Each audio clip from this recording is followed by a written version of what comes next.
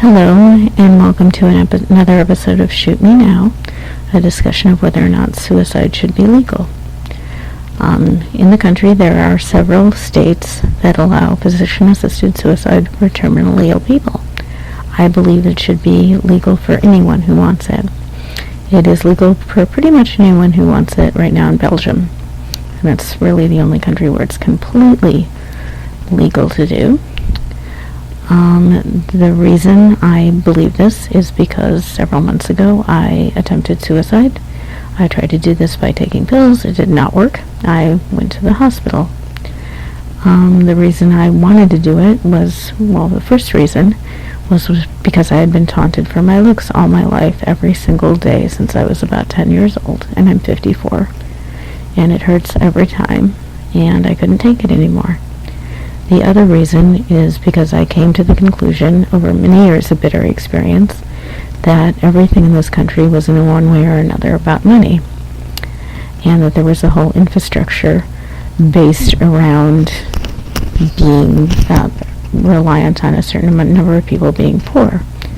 To give you just one of many examples of this, there are places where a person can sell their plasma all over the country. These places will pay $20 or $30 per donation, and they will make thousands of dollars off of every plasma bag that they collect. They rely on people being desperate enough to sell them their plasma for just $20 or $30, and they rely on them doing this twice a week. The only people who would do this are very poor. And also, things like welfare, things like Social Security benefits, Medicaid. There's always somebody making money when it comes to providing those kind of services. When people get really angry about people being on food stamps or Medicaid or whatever, well, you're getting mad at the wrong people. You're getting mad at the recipients rather than the people who provide those things, who are charging way too much for them and not really providing the services that they are supposed to provide. So those were some of the reasons that I decided to do what I did. Let me tell you what it's like to go through the experience of a failed suicide attempt. What happens is they take you to the hospital and they get all your vital organs working properly again. This takes a couple of days. Then they send you to a mental health facility. You have the option of either going to a mental health facility for 72 hours voluntarily, or you can go to a hearing where they will determine whether or not you should go to a state hospital.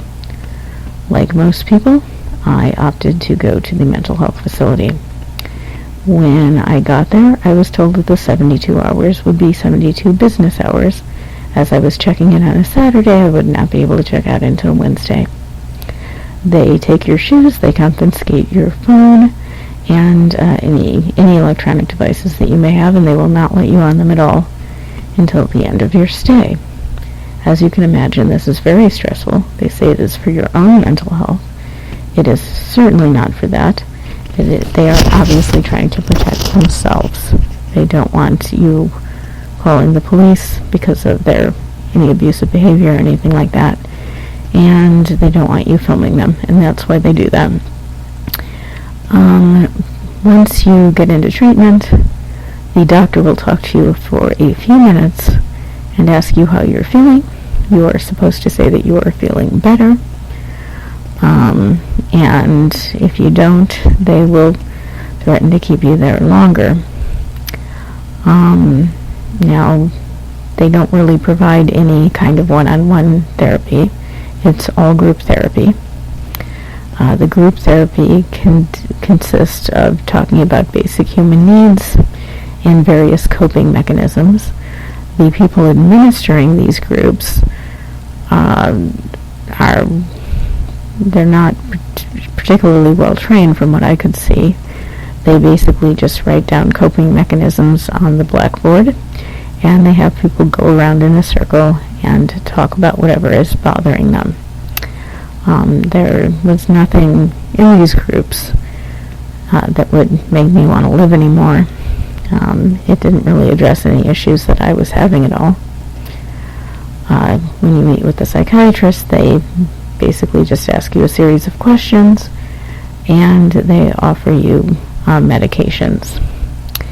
And you can get different drugs there all day, different anxiety drugs, things like that. And they will give you pills to sleep at night. You will sleep on what amounts to a prison cot and eat prison food. And they will, I should mention that they will also take your shoes.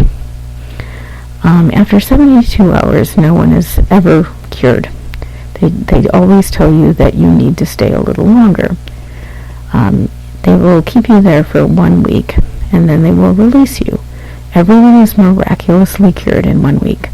And the reason for this is that the insurance will pay for 1 week, and that's how they make their money. Again, all they really care about is money. That's all anybody really cares about. And that is why I wanted and still want to do what I did. The difference now is that I am advocating for the legality of this.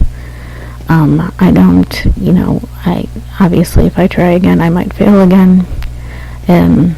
Anybody who tries, I would not recommend trying this by yourself.